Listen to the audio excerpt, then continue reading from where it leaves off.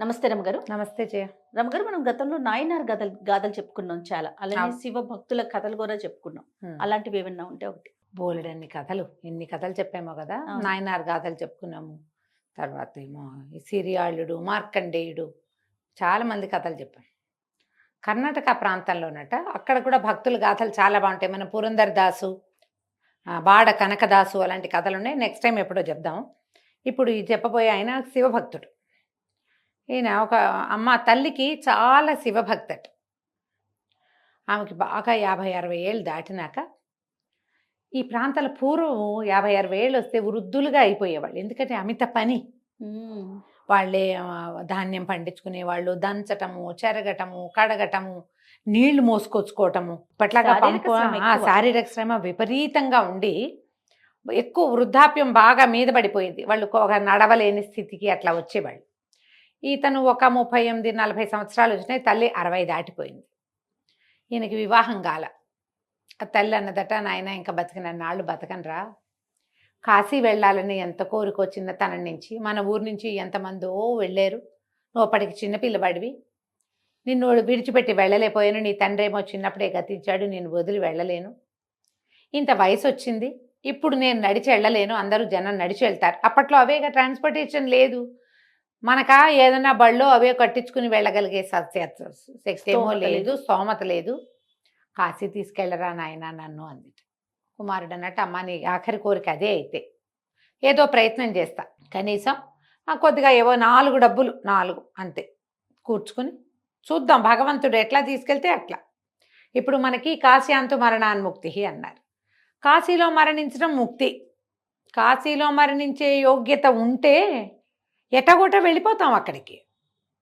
దానికోసం మనం ఊళ్ళో కూర్చుంటే వెళ్ళాం. ఊరెళ్ళడానికి, కాశీ వెళ్ళడానికి ప్రయత్నం చేస్తే ఏదో ఒకటి కలిసి వస్తుందేమో. రాలేదా, పోనీ కాశీ వెళ్ళే ప్రయత్నంలో మరణించినా కూడా ముక్తేనని పెద్దవాళ్ళు కొంతమంది చెప్తారు. ఆ మాట ఉంది. దారిలో ఎక్కడైనా పోతే ఓకే, కాబట్టి వెళ్ళిపోదాం అన్నాడు. ఊళ్ళో వాళ్ళందరూ అన్నారు, ఇంత పెద్దదైపోయిన తల్లి ఆవిడిట నిదానంగా కర్రబుచ్చుకు నడుస్తుంది, ఈవిడ్ని తీసుకెళ్ళి ఏం చేస్తావురా, మధ్యదారిలో మట్టి చేస్తావు, తర్వాత మన ఊర్లో పెద్దవాళ్ళు ఏమైనా పోయారనుకో, మన వాళ్ళే 4 చేరతారు. నీ దగ్గర ఒక కాశీ కానీ ఉన్నా లేకపోయినా 4 తలా ఒక చెయ్యి వేసి ఆమెను ఒక దారి దాటిస్తారు. ఇది అట్లాంటిది ఏది అవకాశం లేని మార్గ మధ్యంలో ఏదైనా అయితే నువ్వు ఒంటరి వాడివి అయిపోతావు అని స్నేహితులు, చుట్టుపక్కల వాళ్ళు, ఆ ఊళ్ళో ఏదో శ్రేయోభిలాషులు ఉంటారుగా ప్రతి వాళ్ళు, మనం ఉన్న ఊళ్ళో మనకెవరో ఒక 4 అన్నారు. ఒకళ్ళిద్దరు నిందావాక్యాలు కూడా అన్నారు. కానీ ఇతనికి ఏమనిపించింది, భగవత్ సంకల్పం. మా అమ్మ ఏనాడు నోరు తెచ్చి ఏనాడు అడిగింది కాదు. ఏమిటో నాయన కాశీ వెళ్ళలేమని ఆవిడికి తెలియదా? ఆవిడేమైనా చిన్నదా చితకదా? పెద్దది, ఆవిడికి తెలుసు. తన ఆరోగ్యం మనకంటే వాళ్ళకి ఎక్కువ తెలుసు. ఎవరి ఆరోగ్యం వాడికి తెలుసు కదా. నేను నడవగలను, నడవలేను తెలుసు. తెలిసిన అమ్మ కాశీ కోసం అడిగిందంటే భగవత్ ప్రేరణ. భగవంతుడు ఈ దారి చూపించాడని ఇట్లాగే అందరికీ సమాధానాలు చెప్పాడు. అందరూ వీడు మెట్ట వేదాంతం, శుష్క వేదాంతం, తెలివిగల మాట కాదు ఇది అన్నారు. ఇతను వినలా.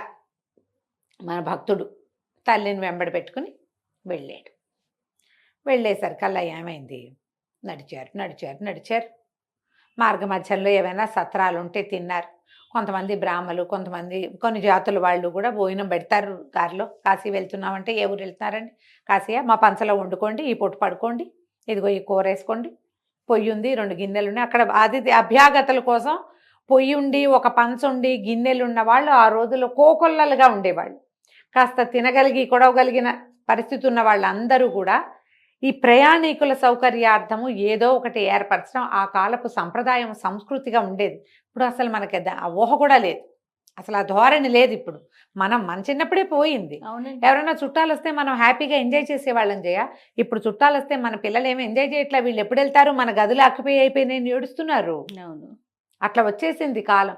ఫోన్ చేయకుండా ఎవరింటికైనా వెళ్ళే పరిస్థితి ఉందా మనకైనా? ఏ ఫ్రెండ్ ఇంటికి వెళ్ళలేం కదా, ఆ పరిస్థితికి వచ్చాం.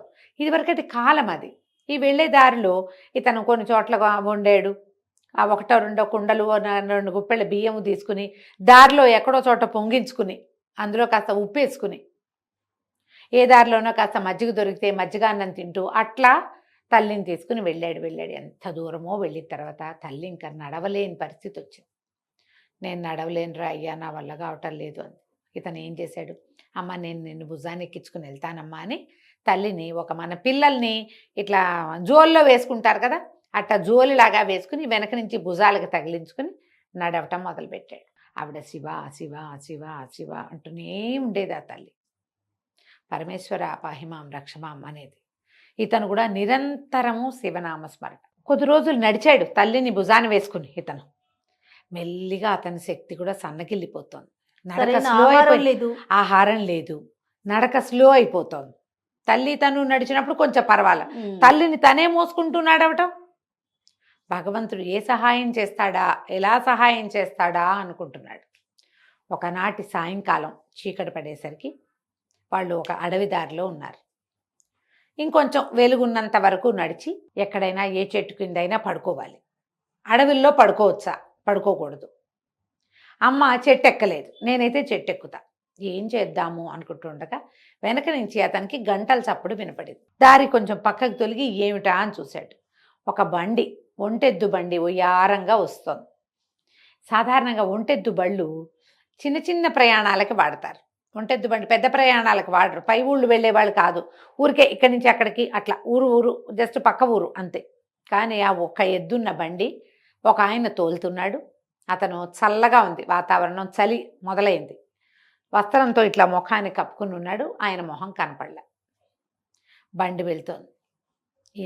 ఈ భక్తుడు ఆగి, శివభక్తి పరుడు ఆయన్ని అడిగాడు, బాబు అడవి దారి చీకటి పడిపోయింది, దగ్గరలో ఏదైనా ఊరుందో లేదో తెలియలేదు, మా అమ్మ పెద్దది నడవలేదు, నేను కూడా మూసుకొని నడవలేకపోతున్నాను, మా అమ్మని ఎక్కించుకుంటారా? సరేనని తలకాయ ఊపాడు. బండి ఆగింది. ఆ బండిలోంచి చిన్న 2 మెట్లు ఉన్నాయి. ఆ 2 మెట్లు ఎక్కి బండిలో ఎక్కాలి. సరే బండి తల్లిని ఎక్కించాడు. వెనకాల గూడు బండి ఖాళీగా ఉంది. నువ్వు కూడా ఎక్కరా నాయనా అంది. ఇతను ఆ ముందు వంగి ఆయన వైపు చూశాడు. అతను ముందుకు చూస్తూ తలకాయ ఊపాడు, ఎక్కు అన్నట్టుగా. ఇతనికి ఏమనిపించింది, బండి ఏమిటి ఇంత స్మూత్గా వెళ్తుంది, అడవి దారి కదా, ఇటా ఇటా ఇటా ఇటా అవ్వద్దు, కొంచెం గతుకుల్లో పడాలి. బండి గాల్లో తేలుతున్నట్టు వెళ్తోంది. రోడ్డు అంత బాగుందా ఈ దారి? తల్లి నిద్ర పట్టేసింది తల్లికి. ఇతను వంగి చూశాడు. చూస్తే బండి చక్రాలు కదలటల్లా, బండి నుంచున్న చోటే ఉన్నట్టుంది, కానీ వెళ్తోంది. అర్థం కాల. ముందుకు వంగి చూశాడు. ముందుకు వంగి చూస్తే ఒక ఎద్దు ఉంది కదా, అది పడుకుంది. తల పక్కకి పెట్టుకుని నెమరేస్తుంది, కానీ బండి వెళ్తుంది. ఆ బండి నొగ మీద కూర్చున్నాడు. ఒక ఆయన ముందు కూర్చున్నాడుగా, ఆ కూర్చున్న తను ఒట్టి వస్త్రాలే కనపడుతున్నాయి, మనిషి కనిపించట్లా. తను కళ్ళు మూసుకున్నాడు. గాల్లో తేలుతున్నట్టుగా బండి ముందుకు వెళ్ళిపోతోంది. తల్లి లేచి కూర్చుంది. నాయనా వచ్చేసానరా, మనం వెళ్ళాల్సిన చోటుకి, ఇదే నేను చేరవలసిన చోటు, నన్ను దింపు అన్నది. ఇతను ఈ జరుగుతున్న దానితోటి అతనికి తెలియటల్లా ఏం చెయ్యాలో. తల్లి లేచింది, నీరసంగా పడుకున్న తల్లి లేచి ఇదే మనం దిగవలసిన చోటు అని చెప్పింది. కాశీనగరానికి కొంత దూరం, ఎంతో కాదు, వాకిలి అంతే. దిగాడు. మామూలుగా అతనికి ఏం తెలుసు, ఇంకా 15-20 రోజులు ప్రయాణం చేస్తే కానీ ఆ నగరం రాదు, చేరుకోడు. తను బండెక్కిన చోట నుంచి 20 రోజులైనా వెళ్ళాలి. కానీ వాళ్ళ అమ్మ ఇదే మనం దిగాల్సిందే అని తల్లిని దింపాడు. తను దిగాడు. వాళ్ళది ఒక మూట ఉంది, ఆ మూట తీసుకున్నాడు. తల్లిని ఓ చెట్టు కింద కూర్చోబెట్టాడు. ఇటు తిరిగి ధన్యవాదాలు చెప్దామనుకున్నాడు. బండి లేదు, ఎద్దు లేదు, మనిషి లేడు. ఇటు వెనక్కి తిరిగేసరికి తల్లి పరమేశ్వర అంటూ పడిపోయింది. అయిపోయింది, ప్రాణం విడిచారు. కరెక్ట్గా కాశీనగరానికి వాకిట్లో ఉన్న శ్మశానం దగ్గర ఆగిద్ది ఆ బండి. ఎవరో 2-3 వచ్చారు. ఏమిటి నాయనా అంటే, మా అమ్మ అన్నాడు. సమయం అయిపోయింది నాయన, రా మాతోటని వెంబడి పెట్టుకు తీసుకెళ్ళారు. అక్కడ 8 చితులు కాలుతున్నాయి. కాశీనగరంలో చితులు కాలే చోటు. వాళ్ళు రాత్రి పగలు తేడా లేదు అక్కడ. మనకి ఇక్కడ ఏమిటి, సూర్యాస్తమయం లోపల అయిపోవాలి, అలా ఏముండదు, అక్కడ పద్ధతే లేదు. ఒక చితి మీద ఈవిడికి వేసి కాస్త గంగాజలం పోసి అబ్బాయితో నీళ్ళు పోయించి ఇతంతో ఆమె చితి మీద ప్రవేశపెట్టారు. ముఖాగ్నివునైనా అన్నారు, అంటించాడు. స్నానం చేసి ఇంటికి వెళ్ళిపోమన్నారు. చితి కాలిపోయింది. ఇతను ఎక్కడ స్నానం చేస్తున్నాడో తెలియదు. స్నానం చేశాడు, యువతలకి వేశాడు 4 అడుగులు, చెట్టు కింద నిలబడి కళ్ళు మూసుకున్నాడు. అమ్మా, నీకు సమయం ఆసన్నమైందని ఎలా తెలుసుకున్నావు? నీకు ఎట్లా తెలిసింది? వాళ్ళెవరు, నువ్వెవరు? నేను ఆలోచిస్తున్నాడు. అతనికి మెలకు వచ్చేసరికల్లా ఎక్కడ తను బండి ఎక్కాడో అక్కడున్నాడు. 10 రోజులు నడిస్తే ఊరు వచ్చేస్తుంది. ఒంటరివాడు కదా, నడుచుకుంటూ వెళ్ళిపోయాడు. ఊళ్ళో వాళ్ళందరూ నానా తిట్లు తిట్టిపోశారు అతన్ని. కాశీనగరం దాకా తీసుకెళ్ళకుండా మీ అమ్మని మధ్యలోనే ఎక్కడో చేసేసావు, ఎక్కడో పారేసి వచ్చుంటావు, నువ్వు ఆవిడకేమీ చేసి ఉండవు అన్నారు. కాదు, ఇతను చెప్పాడు, కాదు నేను అట్లా చేయలేదు. మా అమ్మకి అగ్నిప్రవేశం చేయించాను. మా అమ్మకి నీళ్ళు వదిలిపెట్టి వచ్చా. ఆమె తను చేరవలసిన చోటుకి చేరిపోయింది. ఆవిడ కోరిక ఏదో అది తీరిపోయింది. నేను భగవంతుడిని చూశాను అని చెప్పాడు. అతను ఈ బండి తనను ఎక్కించుకోవటం, ఒక ఒంటెద్దు బండి రావటం, తను వెనక్కి తిరిగి చూడటం, బండి చక్రాలు కదలటలా, కానీ బండి వెళ్ళిపోయింది. ఎద్దు పడుకుంది కానీ బండి నడిచింది. అక్కడున్న వ్యక్తిని నేను చూడలేకపోయా. ఆయన దిగంబరుడుగా ఉన్నాడు, వస్త్రాలు ఉన్నాయి, దిక్కులే అంబరాలు. ఆయన ఉన్న ప్రదేశంలో ఎట్లా కనపడుతోంది? వస్త్రాలే మనిషిగా ఉన్నాడు. అందులో మనిషి ఉన్నట్టు నాకు ఆలోచిస్తుంటే తెలియటలే అనేసరికల్లా అందరూ ఇవన్నీ పిచ్చి కథలు చెప్తున్నావు నువ్వు, ఇలాంటిది ఒకటి జరిగిందనటానికి సాక్ష్యం చూపించు నువ్వు అని అడిగారు. ఈయన పరమేశ్వర అని గాల్లోకి 2 చేతులు ఎత్తి దండం పెట్టాడు. తర్వాత ప్రజలు చూశారు, అక్కడ కేవలం వస్త్రాలు ఉన్నాయి, అతను లేడు. అతను ఆ వస్త్రాలే నడిచి వెళ్తున్నట్టుగా కనపడింది, కానీ ఆ వ్యక్తి నడుస్తున్నట్టుగా ఎవ్వరూ ఆ ఊళ్ళో చూడలేదట.